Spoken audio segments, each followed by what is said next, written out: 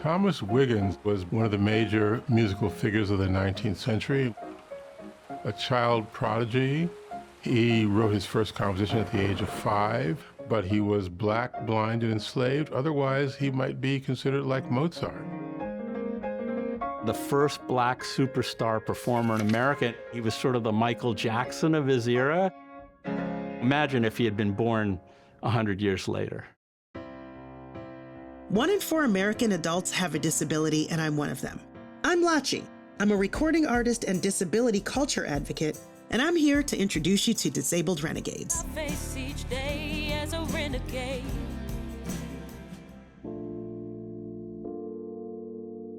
Thomas Wiggins was born into slavery in Georgia in 1849. He was sold with his entire family at auction at age 1 to James Neal Bethune, a lawyer, newspaper editor, and vocal champion of the secession of the South. Enslavers deemed baby Wiggins worthless, as he was born blind. He was tossed into the sale at no charge. When just a young boy of 2 or 3, it's said that young Wiggins snuck into the Bethune parlor to play their piano. Bethune witnessed Wiggins' talents and realized he could make that worthless child valuable after all.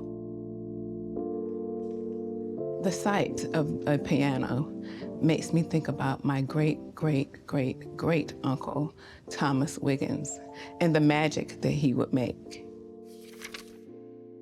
It's sad to think about how he was taken advantage of. He was exploited.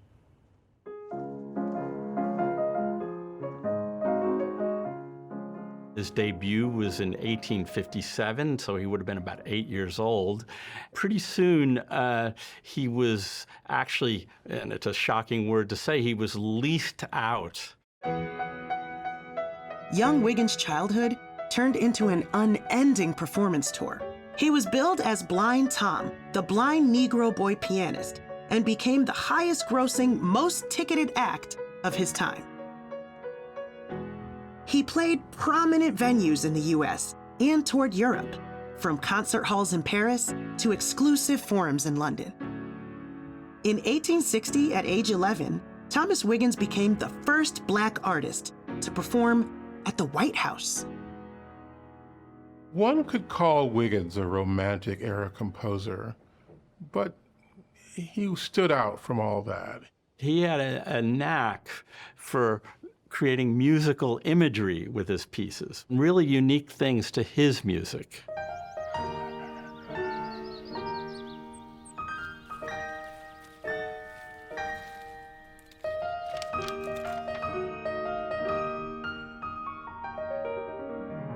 What makes Thomas Wiggins' music special was its openness to the world. He could hear and record everything. He had an audiographic memory. Once he heard something, it was like Mozart. He could reproduce it, he could play it. He wrote pieces based on imitations of plantation life, slave life, modern urban life.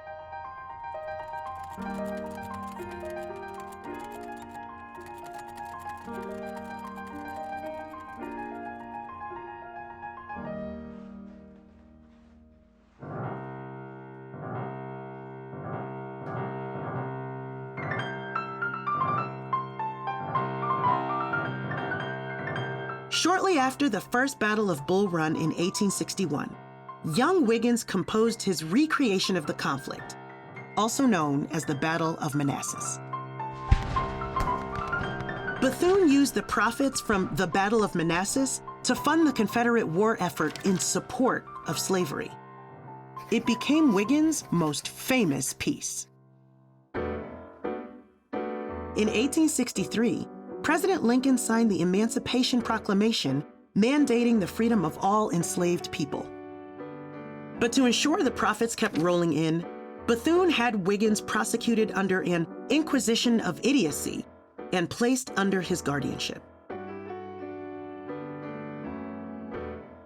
Under the era of enslavement, an enslaved person was functionally considered under the guardianship of the slaveholder. And so when Wiggins was placed into a guardianship, it quite literally extended the experience of enslavement over his life He was used as a source of income in a very different way than most slaves who were also black.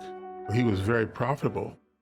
In the course of his career, Wiggins earned the Bethune family the largest fortune ever attained by a pianist at the time, the equivalent of over $32 million today. In recent years, this topic hit national news because of the case of Britney Spears. Just as Spears was not entitled legally to access or exercise any control over any of her earnings, so too Wiggins was not permitted under guardianship to exercise any amount of control about any aspect of his finances or his work. Now, his abilities would be viewed differently. A lot of historians are now suspecting that he was possibly autistic. Wiggins was described in many different sources as having behavior and characteristics that were perceived at the time as being unusual and atypical. He frequently would leap from the piano bench. He would vocalize alongside playing. If you take him out of the context of the 19th century, put him into the modern era, maybe some of his wild movements and all these things would be considered cool today and not just the product of someone who had a disability. Recognizing disability in historical context is a very fraught conversation, simply because a particular work may have been published before autism was understood as a diagnostic category should not and has never precluded autistic people from being able to recognize ourselves. Wiggins' guardianship continued for the rest of his life. Passed from one Bethune to another, he was the object of their custody battles. Wiggins' mother, Charity, unsuccessfully petitioned the courts repeatedly for the freedom of her son. His guardianship ensured that every dollar from ticket and sheet music sales legally belonged to the Bethunes. We don't know anything from Blind Tom himself. We hear written reports, we have the published sheet music, we have the reports of the performances, but we have no sense of his agency except for what he did on stage.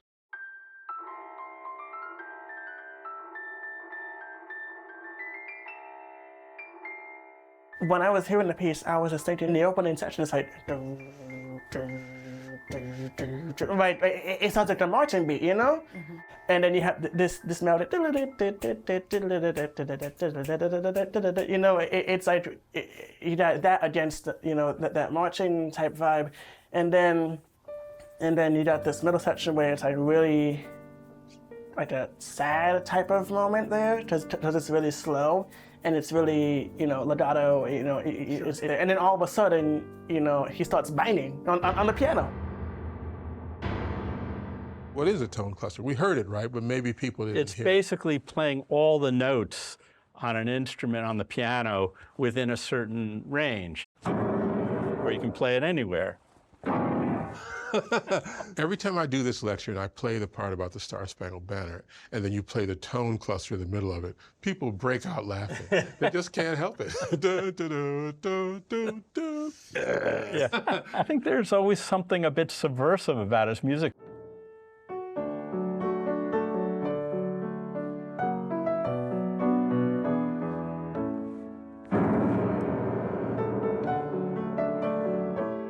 When you talk about the enslaved, you find agency where you can. It wasn't until later that he actually refused to perform. So in those last years, he didn't perform a lot. And, you know, that there's a sense of agency in that. What we want to do is look at him in a larger context, like he was a very important person on a continuum of early American pianists that eventually led to the creation of jazz, rock and roll, and rhythm and blues.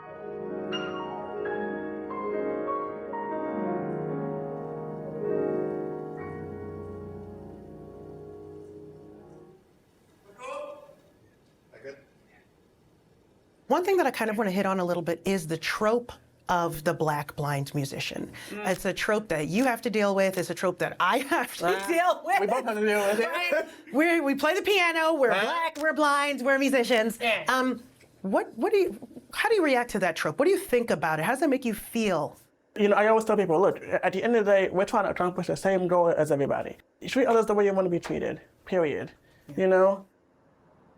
And then I'll jump out. You do what you got to do for a verse. Then you can toss me back in. You know how it is in jazz. Don't act like you don't know who I am.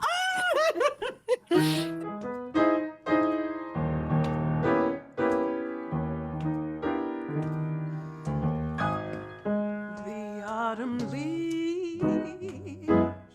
drift by my window. The falling leaves.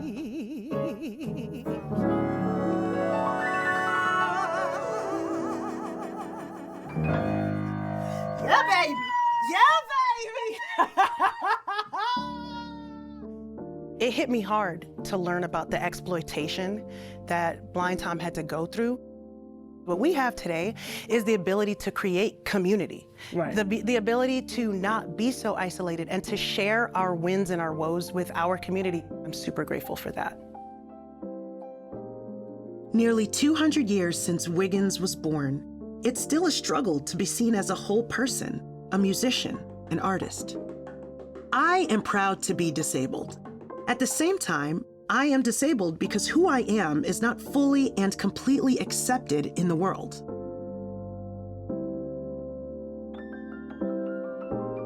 At 59 years old, Wiggins had a stroke that paralyzed his right hand, taking away his ability to play the piano. 3 weeks later, he died of a heart attack, alone, on the floor of the Bethune's home in New York. Today, there are grave markers for Wiggins in both his hometown of Columbus, Georgia, and near where he passed away in New York. Now, a lot of the stuff that he did 125 years ago, people are starting to rediscover that and say, oh, wow, we didn't know music could be like that, particularly not in the 19th century. Tom Wiggins is a historical figure that absolutely should be afforded substantially more attention, someone that should be recognized as significant in Black and disabled history. He was a performer of great renown and talent, and his story is part of the fabric of African American and American music history.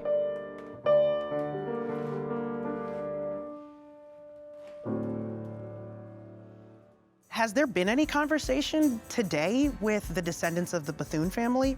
Actually, I did receive a letter from a descendant. There are many things about my family's history that caused me to write you. I must initiate the process that will bring about healing that is needed.